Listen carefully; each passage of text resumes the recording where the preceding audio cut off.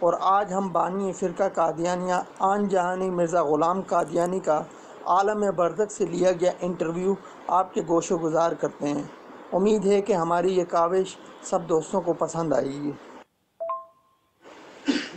مرزا صاحب آداب، کیا حال ہیں آپ کے اور یہاں کیسی گزر رہی ہے؟ جناب آپ کی پیدائش کب کی ہے اور کہاں پیدا ہوئے؟ آپ کو پتہ ہوگا کہ مجھے دنیا میں ہی 30 دائمی امراض لاحق تھے، اور یہاں اللہ نے فزادہم اللہ مرضا کے تحت میرے امراض بڑھا دیے ہیں۔ اس وجہ سے کچھ ٹھیک نہیں ہے حال میرا، نیز یہاں ہر لمحہ بڑی تکلیف میں گزر رہا ہے۔ وقت وقت کی بات ہے، 1840 میں سکھوں کے آخر دور میں پیدا ہوا، اسی لیے کچھ عادتیں اور حلیہ سکھوں سے ملتا جلتا ہے۔ اگر ہم آپ کے بیٹے کی لکھی ہوئی روایات پڑھیں تو آپ ان کے مطابق 1832 سے لے کر 1840 تک پیدا ہی ہوتے رہے ہیں۔ آپ کی جماعت آپ کی تاریخ پیدائش فروری 1835 بتاتی ہے، اور آپ کی کئی تحریریں ظاہر کرتی ہیں کہ آپ کی بتائی ہوئی تاریخ پیدائش صحیح ہے، جیسے 1900 کے لگ بھگ عدالت میں حلفی بیان کہ آپ کی عمر 60 سال ہے۔ کیا بات کر رہے ہیں؟ میرا بیٹا زیادہ جانتا ہے کہ میں کب پیدا ہوا۔ مت بھولیں کہ میری صحیح تاریخ پیدائش وہی ہے جو میں آپ کو بتا چکا ہوں۔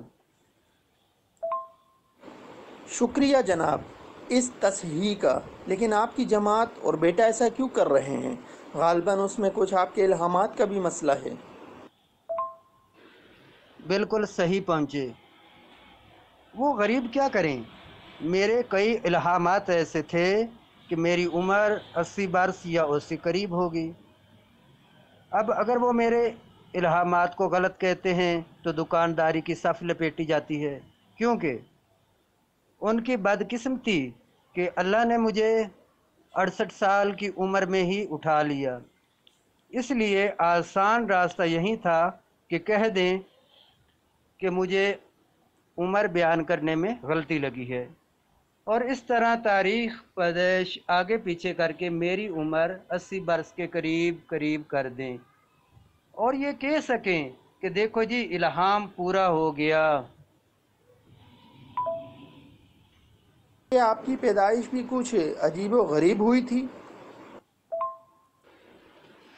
نہیں جی، عجیب تو نہیں تھی، شروع میں صرف غریب ہی تھی، وہ بھی اس لیے کہ ہماری حالت معمولی درجے کے ذمہ داروں سے بھی گئی گزری تھی۔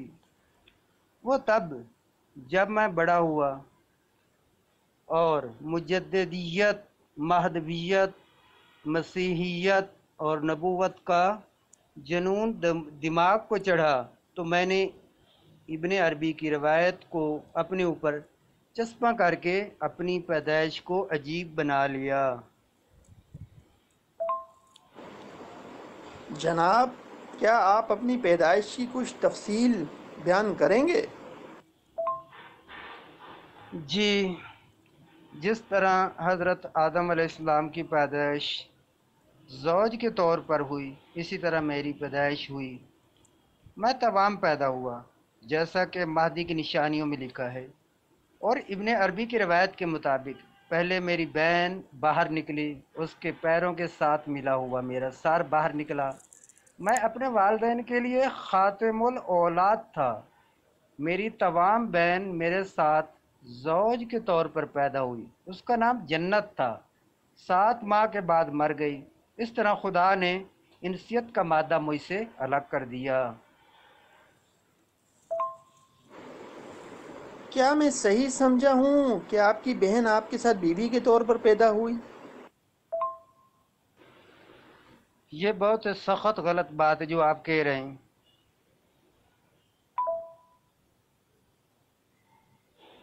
دیکھیں آپ نے خود اپنی کتاب آریہ دھرم روحانی خزائن جلد نمبر 10 صفحہ نمبر 66 پر لکھا ہے کہ زوج اس کو کہتے ہیں کہ کسی عورت کو فی الحقیقت اپنی جورو بنانے کے لیے تمام حقوق کو مد نظر رکھ کر اپنے نکاح میں لاوے۔ اب آپ ہی بتائیں کہ میں نے کون سی سخت یا غلط بات کہی؟ نہیں، میرا مطلب یہ نہیں تھا۔ آپ نے ایک اور بات بھی کی کہ آپ کی زوج بہن کی وفات کے ساتھ ہی اللہ نے آپ سے انسیت کا مادہ الگ کر دیا۔ جی ہاں، اس میں کون سی بات ہے جو غلط ہے؟ جی غلط یا صحیح تو آپ جانیں۔ سوال یہ پیدا ہوتے ہیں کہ اگر انسیت کا مادہ نہیں رہا تو پھر وہ الہی بخش حیض کس کا دیکھنا چاہتا تھا؟ وہ مریم کی طرح حاملہ کون ہوا؟ اور درد ذہ کس کو تنہ کھجور پر لے گئی؟ تو پھر وہ آپ کے مرید خاص اللہ یار کے بیان کے مطابق عورت کی حالت کس پر طاری ہوئی؟ اور اللہ نے نعوذ باللہ رجولیت کا اظہار کس سے کیا؟ آپ کا دماغ خراب ہے، یہ روحانی باتیں ہیں۔ اور کیا انسیت کا مادہ بھی روحانی طور پر الگ ہوا تھا یا جسمانی طور پر؟ اور جنت آپ کی روحانی بہن یا زوج تھیں یا جسمانی طور پر؟ آپ کے سوال بے فائدہ ہیں، اور یہ باتیں ایسی ہیں کہ جن کی گہرائی میں آپ نہیں پہنچ سکتے۔ آپ تو سرسری الفاظ سے پتہ نہیں کیا کیا معنی نکال رہے ہیں۔ خیر، آپ کا سلطان القلم ہونے کا دعویٰ ہے، اس کے باوجود الفاظ کا اتنا غیر ذمہ دارانہ استعمال۔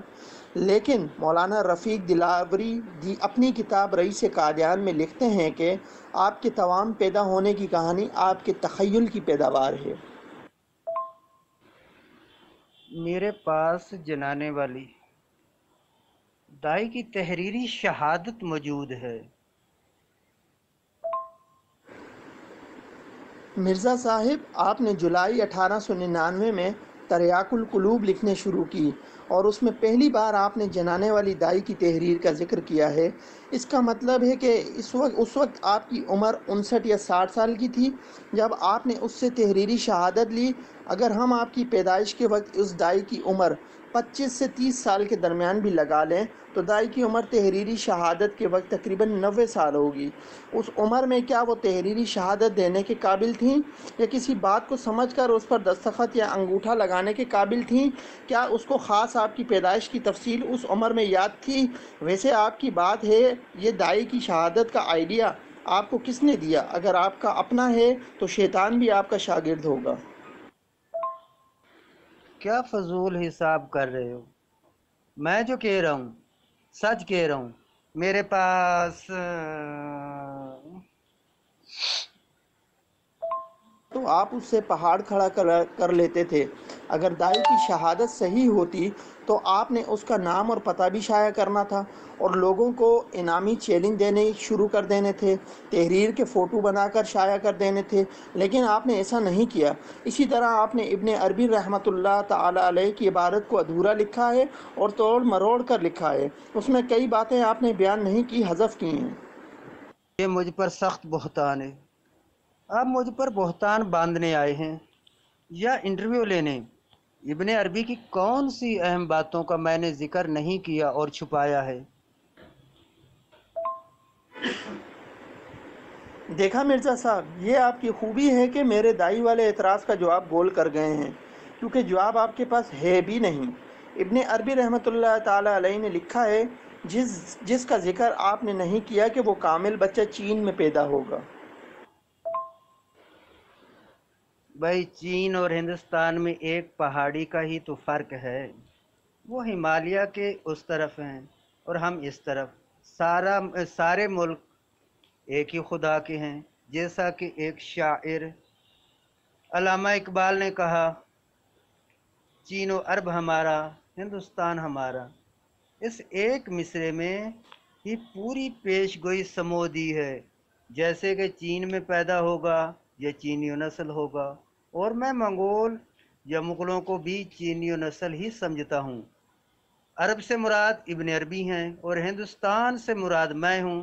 اس سے ثابت ہوا کہ میرا ہندوستان میں پیدا ہونا پیش گوئی کے خلاف نہیں، بلکہ ابن عربی کی پیش گوئی کے عین مطابق ہے۔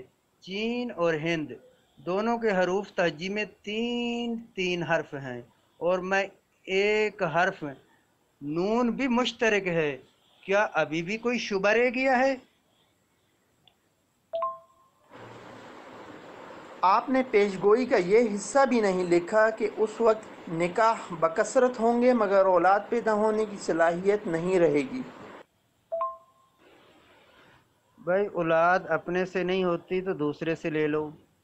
میری ذمہ داری پیش گوئی کو اپنی ذات پر منطبق کرنا تھا، نہ کہ اولاد دینے کا ٹھیکہ لیا ہوا ہے۔ لیکن پھر بھی میری انسان دوستی دیکھو کہ میں نے اپنے جیسے نامرد ہونے والوں کے لیے الہامی نسخہ زد جام عشق چھوڑا ہے، اور حکیم نور الدین نے عورتوں کے لیے حب 18 کا نسخہ چھوڑا ہے۔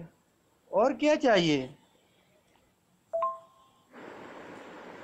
لیکن پیشگوئی میں یہ بھی صاف لکھا ہے کہ اس کی مادری زبان چینی ہوگی۔ اس کا ذکر بھی آپ اپنی کتاب میں گول کر گئے ہیں، اور اگر آپ کو منگول بھی مانیں تو ان کی زبان بھی چینی نہیں ہے اور نہ کبھی تھی۔ یہ کیا آپ بار بار کہہ رہے ہیں کہ میں نے یہ چھوڑ دیا؟ وہ نہیں لکھا۔ مت بھولیں کہ میں حکم تھا، اور جس طرح میرا یہ حق تھا کہ میں حدیثوں کے ڈھیر میں سے جس کو چاہوں رکھوں اور جس کو چاہوں ردی کاغذ کی طرح پھینک دوں، اسی طرح ابن عربی وغیرہ کی تحریروں کی میرے پاس کیا وقت ہے؟ یہ میرا حق ہے کہ میں جو چاہوں اپنی تحریر میں شامل کروں اور جو چاہوں چھوڑ دوں۔ اگر تم میں ذرا بر بھی شرم کا مادہ ہوگا تو دوبارہ ایسا سوال نہیں اٹھاؤ گے۔ اور ہاں، چینی زبان کا مسئلہ تو یاد رکھیں کہ ہو سکتا ہے میرے بزرگوں میں سے کسی ایک آدھ کو چینی زبان بھی آتی ہو، یا پھر آئندہ کوئی ایسا مہدی بھی پیدا ہو جائے جو چینی زبان بولتا ہو۔ یا کوئی ایسی اہم بات نہیں کہ اس کی طرف توجہ دی جائے۔ ویسے ہر زبان کا لفظ گلے سے ہی نکلتا ہے، مختلف آوازوں کا مرکب ہوتا ہے۔ اس مرکب کو چینی زبان یا ہندوستانی زبان کی طرف جس طرف دل چاہے موڑ دیں، وہی زبان بن جائے گی۔ اب ہم وہیں سے شروع کرتے ہیں جہاں سے چھوڑا تھا۔ جی بالکل۔ میری ایک خواہش تھی کہ اگر آپ سوالات ذرا ہلکے رکھیں۔ آپ کا اصل نام کیا ہے یا تھا؟ دسوندی یا سیندی یا غلام احمد قادیانی؟ اصل بات یہ ہے کہ میں بڑی منتوں، محنتوں اور کوششوں سے پیدا ہوا تھا، اس لیے میرے نانیال میں مجھے سیندھی کہتے تھے، جس کا مطلب ہے کہ میرے لیے منت مانی گئی تھی۔ اور سندھی کو ہندو اپنی زبان میں دسوندی کہتے تھے، اس لیے بچپن میں کوئی دسوندی کہتا، کوئی سندھی، بلکہ میری دوسری شادی کے بعد تک میرے ننیال کی بوڑھی عورتیں مجھے سندھی کہتی رہیں۔ میری دوسری بیوی بھی اس کی گواہ ہے۔ آپ اپنی پیدائش کے لیے محنتوں اور کوششوں کا تو اس طرح حوالہ دے رہے ہیں جیسے اپنی پیدائش کے لیے آپ نے خود کوشش کی ہو، یا کم از کم۔ خیر، آپ کا نام غلام احمد کب رکھا گیا؟ کس نے رکھا، یا بڑے ہو کر خود ہی رکھ لیا؟ اب تک اصل بات ویسے بھی آپ لوگوں کو پتہ لگ ہی چکی ہے، اب کیا چھپانا ہے۔ ہماری ذہنیت شروع سے ہی غلامانہ تھی، اسی وجہ سے مغلوں نے کچھ زمین دی جس کو چاپلوسی کے ساتھ جاگیر بنا لیا، اور جب سکھوں نے ہماری معمولی سی جاگیر کو رگڑا لگایا تو ہماری ذہنیت اور زیادہ غلامانہ ہو گئی، حتیٰ کہ ہمارے بزرگوں نے خود ہی اپنے ناموں کے ساتھ غلام نتھی کرنا شروع کر دیا، جیسے میرے والد کا نام بھی غلام، بھائی کا نام بھی غلام، اور جب میں ذرا بڑا ہوا تو میرا نام بھی غلام رکھ دیا گیا۔ بزرگ نماز نہ پڑھنے کے باوجود مسلمان کہلاتے تھے، اس لیے ساتھ احمد لگا لیا۔ ویسے سچی بات یہ ہے کہ انگریزوں کے وقت میں یہ غلامانہ ذہنیت بڑے کام آئی۔ خیر، اس طرح ہوتے ہوتے مرزا غلام احمد قادیانی بن گیا۔ آپ نے قادیانی ساتھ کیوں لگا لیا؟ کیا مرزا غلام احمد کافی نہیں تھا؟ میرا دعویٰ 13ویں صدی کے آخر اور 14ویں صدی کے شروع پر مجدد اور مسیح ہونے کا تھا۔ میں نے دیکھا کہ قادیانی ساتھ لگانے سے 1300 کا عدد بنتا ہے، تو میں نے قادیانی ساتھ لگا کر اس کو بھی اپنے دعوے کا ایک ثبوت بنانے کی کوشش کی۔ لیکن وہ دوسرے بے شمار نوح، داؤد، موسیٰ، ابراہیم، کرشن، رودر گوپال وغیرہ وغیرہ کہاں سے آئے؟ یہ سب کیا ہے؟ آپ کن فضول سوالوں میں پڑ گئے؟ آپ کو کیا اندازہ یہ پتا کہ مذہبی دکانداری کے لیے کیا کیا پاپڑ بیلنے پڑتے ہیں؟ دوستان عزیز، مرزا جی کے انٹرویو کا پہلا حصہ آپ کے گوشے گزار کیا گیا، اور اگلی قسط کے لیے بہت جلد آپ دوستوں سے ملاقات کریں گے۔ اللہ حافظ۔